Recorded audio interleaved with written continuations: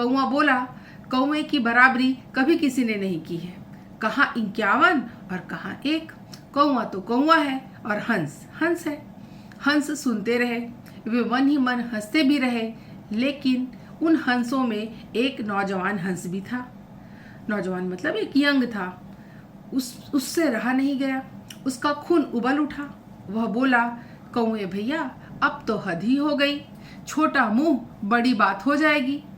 आओ हम कुछ दूर उड़ लें, लेकिन पहले तुम हमें अपनी 51 उड़ानें तो दिखा दो, फिर हम भी देखेंगे और हमें पता चलेगा कि कैसे कौआ कौआ है और हंस हंस है। कौवे ने अपनी उड़ानें दिखाना शुरू कर दिया। वो तो बोला था उसने 51 तरह की उड़ानें आती है, तो उसने अलग अलग उड़ानें 1 बाय 1 दिखाने लगा। 1 मिनट के लिए वह ऊपर उड़ा और बोला, यह हुई एक उड़ान। फिर नीचे आया और बोला, यह दूसरी उड़ान है। फिर पत्ते पत्ते पर उड़कर बैठा और बोला, यह तीसरी उड़ान है। बाद में एक पैर से दाहिनी तरफ उड़ा और बोला, यह चौथी उड़ान है। फिर बाईं तरफ उड़ा और बोला, यह मेरी 5वीं उड़ान है। कौआ अपनी ऐसी उड़ानें दिखाता गया। 5, 7, 15, 20, 25, 50 और 51 उड़ानें उसने दिखा दी। हंस तो टकटकी लगाकर देखते और मन ही मन हंसते रहे। 51 उड़ानें पूरी करने के बाद कौआ मुस्कुराते मुस्कुराते आया और बोला, कहिए कैसी रही ये उड़ानें? हंस ने कहा, उड़ानें तो गजब की थी, लेकिन अब आप हमारी भी एक उड़ान देखेंगे ना? कौआ बोला, अरे एक उड़ान को क्या देखना है, यो पंख फड़फड़ाए और यो कुछ उड़ लिए, इसमें भला देखना क्या है? हंसों ने कहा, बात तो ठीक है, लेकिन इस एक ही उड़ान में हमारे साथ कुछ दूर उड़ना हो तो चलो उड़कर देख लो, जरा तुम्हें पता तो चलेगा कि यह एक उड़ान भी कैसी होती है और कौन कितने पानी में है। कौआ बोला, चलो मैं तैयार हूँ। हंस ने कहा, लेकिन आपको साथ में ही रहना होगा, आप साथ रहेंगे तभी तो अच्छी तरह देख सकेंगे ना। कौआ बोला, साथ की क्या बात है, मैं तो आगे उड़ूंगा, और आप क्या चाहते हैं? इतना कहकर कौवे ने फटाफट पंख फड़फड़ाए उड़ना शुरू कर दिया। बिल्कुल धीरे धीरे पंख फड़फड़ाता हुआ हंस भी पीछे पीछे उड़ता रहा। इस बीच कौआ पीछे को मुड़ा और बोला, कहिए आपकी यही एक उड़ान है ना, या कुछ और दिखाना बाकी है? हंस ने कहा, भैया थोड़े उड़ते चलो, अभी आपको पता चल जाएगा। कौआ बोला, हंस भैया आप पीछे पीछे क्यों आ रहे हैं, इतनी धीमी चाल से क्यों उड़ रहे हैं? लगता है आप उड़ान उड़ने में बहुत ही कच्चे हैं।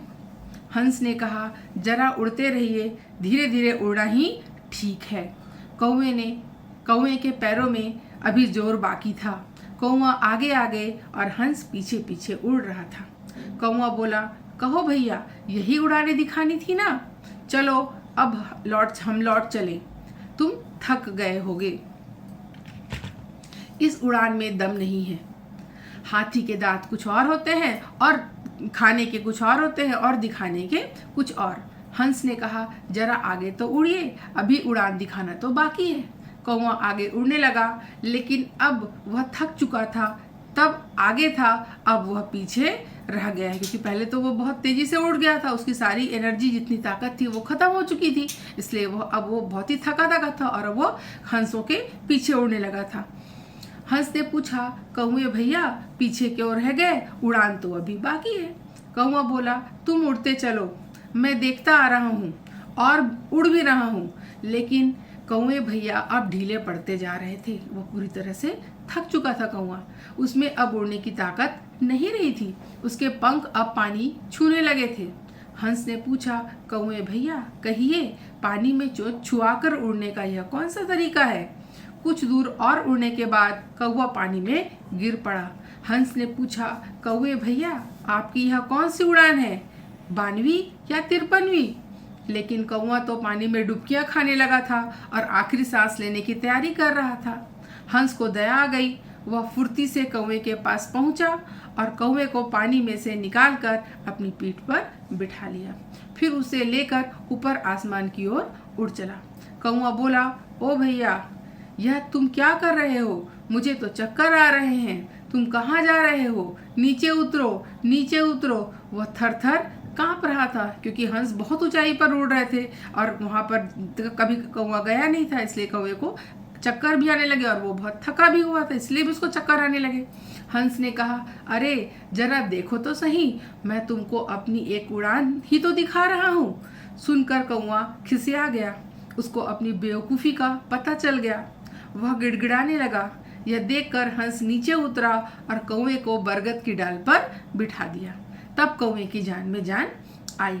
लेकिन उस दिन कौवा समझ गया कि उसकी बिसात कितनी है। कौवा अपनी हैसियत, अपनी औकात, अपनी सामर्थ्य को उस दिन अच्छी तरीके से जान गया। तो इस प्रकार से ये पूरा पाठ हमने अच्छे से पढ़ लिया है।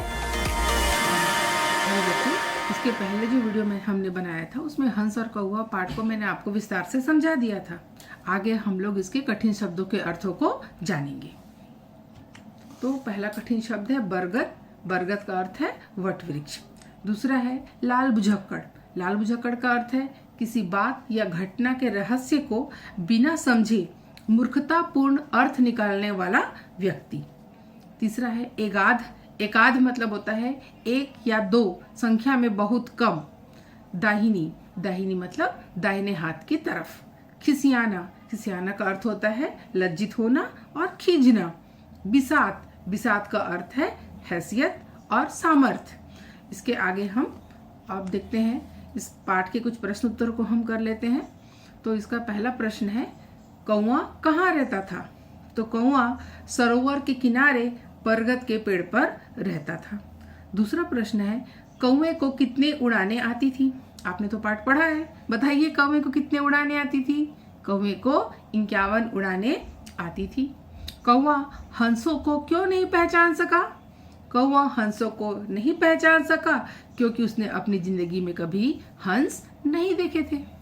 पानी से निकलकर हंस ने कौवे के साथ क्या किया? पानी से निकालकर हंस ने कौवे को अपनी पीठ पर बिठाया और ऊपर आसमान की ओर उड़ गया। लास्ट प्रश्न है, हंस ने कौवे की जान क्यों बचाई? हंस ने कौवे की जान बचाई क्योंकि उसको कौवे पर तरस आ गया था। तो इस प्रकार कुछ प्रश्न उत्तर हम लोगों ने किए हैं इस पाठ से। आगे है विलोम शब्द। विलोम का अर्थ होता है उल्टा अर्थ वाला शब्द। तो अभी आपको मैं एक शब्द बताऊंगी, उसका अर्थ भी मैं भी आपको बता दूंगी।